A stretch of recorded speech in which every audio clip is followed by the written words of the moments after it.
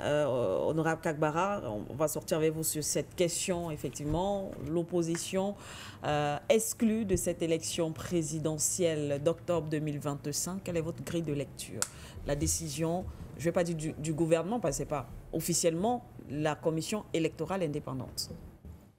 Bon, elle n'est qu'indépendante que dans les tests. En quoi est-ce qu'elle est indépendante? En Afrique, ce qui se passe, même pour les opposants, la perception du pouvoir qu'on a, c'est une perception patriarcale, c'est une perception privée, familiale. Donc, ce qui fait que même les plus grands intellectuels, quand ils prennent le pouvoir, on ne sait pas ce qu'il y a là-bas, mais ils changent. Donc, même, ils mettent la pression aussi bien sur l'armée. Oui. On politise la chefferie traditionnelle, la commission électorale, même des fois, il y a des opposants qui sont nommés à cette commission électorale. Tout à fait. Mais vu la réalité des choses, vu que des gens veulent corriger rapidement leur passé, ils veulent corriger rapidement leur passé, donc ils sont prêts à des compromissions, ce qui fait que cette commission, au fil du temps, elle n'est plus indépendante. Mais ce qui se passe en Côte d'Ivoire est le reflet de ce que nous décrivons. Nous ne voulons plus de cette classe politique. Il n'y a pas d'homme providentiel. Les hommes les plus importants, les plus indispensables, ils sont nombreux au cimetière, mais le monde évolue. On a bâti nos schémas sur la posture des gens qui sont des gens providentiels, Oui. qui sont là pour servir les intérêts des Occidentaux.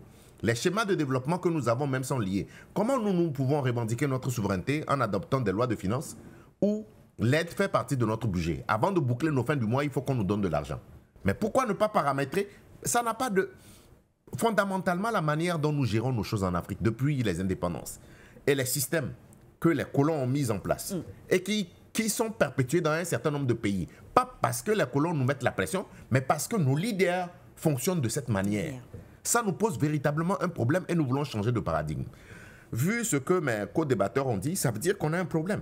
Ça veut dire que celui-là, au moins, nous étions habitués à un schéma où on accepte 2 ou 3. Ils viennent, on leur donne un score. Mais lui, il a fait fort. Ils ont été tous écartés. Oui. C'est-à-dire que lui, il ne veut même pas vous voir. Donc, mais moi, ma réflexion, ce n'est pas forcément au niveau de la Côte d'Ivoire, mais c'est comment est-ce que nous allons sortir de ces schémas. Élection, contestation, on passe du temps à dire dialogue. Oui. Et en ce temps, le peuple souffre. Énormément. En ce temps, le peuple souffre. Comment est-ce qu'il faut qu'on... C'est-à-dire que c'est un changement de mentalité, comme l'a dit docteur. Oui. C'est un changement. Il faut, excusez-moi le terme, ça peut vous choquer, mais il faut même qu'on éduque la classe politique. C'est un changement de mentalité. Nous devons penser d'abord à notre pays. Le patriotisme. On n'est pas assez patriote. On n'est pas assez patriote. Et quand vous donnez le pays à quelqu'un qui n'est pas patriotique, ça pose un problème. Ça pose un problème parce qu'il se sert, il sert son entourage et après, ce qui guide ses actions, c'est la conservation du pouvoir. En revenant pour le cas de la Côte d'Ivoire, il faut dire que on ne peut pas comprendre que des gens aient occupé des fonctions importantes dans leur pays et qu'on dise qu'ils ne sont pas électeurs. Et pour revenir à l'histoire, c'est M. Laurent Gbagbo qui a fait en sorte que M. Alassane Ouattara puisse d'abord être ivoirien et compétir. C'est vrai qu'il a été coopté pour être Premier ministre, mais dans tous ces documents, il était voltaïque. Les faits sont têtus, on peut le démontrer. Maintenant, moi je dis je suis citoyen du monde.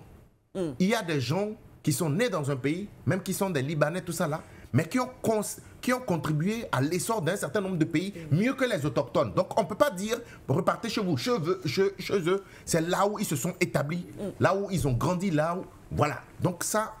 Oui. Mais que des personnes qui étaient autochtones, que des allogènes viennent dire aux autochtones qui ne sont pas ivoiriennes ou qui ne peuvent pas compétir, là ça pose un autre problème. Donc allons vers la pacification, faisons en sorte d'aller vers l'africasserie où nous allons avoir un partage de pouvoir. Même quand l'opposition perd le pouvoir, elle n'est pas perdante. Je vous explique. Un système parlementaire bicaméral où les 2 tiers vont au suffrage universel direct, on trouve un système de grands électeurs de 1 tiers pour que tout le monde se retrouve à l'Assemblée nationale. Le débat se fera à l'Assemblée. Même si vous perdez le pouvoir, vous avez un quota qui vous permet de vous retrouver là-bas. Tout à fait. Et au niveau des institutions, de toutes les institutions, il y a des places qui doivent être réservées aux opposants pour qu'ils soient dans les institutions, pour qu'ils contrôlent. On met en place un gouvernement, un shadow cabinet de l'opposition. On organise l'opposition, on leur donne des moyens avec un petit cabinet, d'un directeur de cabinet, d'un responsable technique et d'un responsable protocole. On crée un cabinet des opposants pour leur donner le moyen de contrôler l'action du gouvernement. Donc, quand vous avez un ministre, vous avez son alter ego dans l'opposition. Donc, on crée un système, parce que le système de contre-pouvoir, comme les Occidentaux, l'opinion, la justice, en Afrique, on ne peut pas l'avoir, parce que le chef, c'est un chef. Même s'il prend son téléphone. Oui, parce que ce système de contre-pouvoir nous dessert. Parce que nous savons que celui qui prend le pouvoir, c'est un monarque. Tout à fait. Il devient subitement un monarque. Il faut trouver un système de partage de pouvoir avec des contre-pouvoirs. Où vous savez que vous serez contrôlé, où vous savez que même si vous perdez le pouvoir, vous avez un quota qui vous revient. Donc vous n'allez pas vous retrouver dans la rue.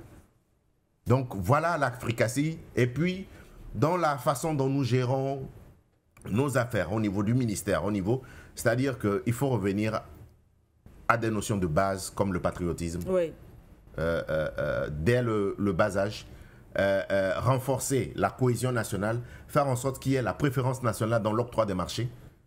Nous n'avons pas le niveau de développement des Occidentaux. Qu'on ne nous oblige pas à adopter des tests qui ne nous permettent pas de nous développer. C'est la préférence nationale d'abord. Nous devons nous-mêmes créer nos dragons, financer nos dragons. C'est ce que Obasanjo a fait au Nigeria.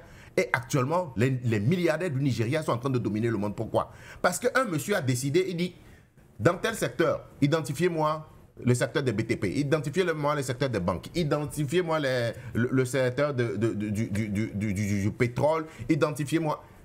C'est l'État qui leur a donné des marchés et c'est comme ça qu'ils sont devenus des dragons. Nous devons, dans l'ensemble de nos pays, réfléchir comme ça. Dans l'ensemble de nos pays, c'est vrai qu'on fait des sommets des chefs d'État africains, mais je n'ai jamais vu un sommet chef d'État africain où on a dit à chaque chef d'État amener 2 milliards. On a besoin d'une raffinerie au Nigeria. Si chaque pays donnait 2 milliards, on fait la raffinerie au Nigeria qui dessert l'Afrique. On a besoin d'une usine de cacao en Côte d'Ivoire. Ne sommes-nous pas capables de donner 5 milliards pour faire l'usine de cacao pour desservir toute l'Afrique? Donc voilà l'Africatie pour faire une démocratie qui nous ressemble et ce n'est contre personne. Nous voulons simplement être nous-mêmes. Merci à vous.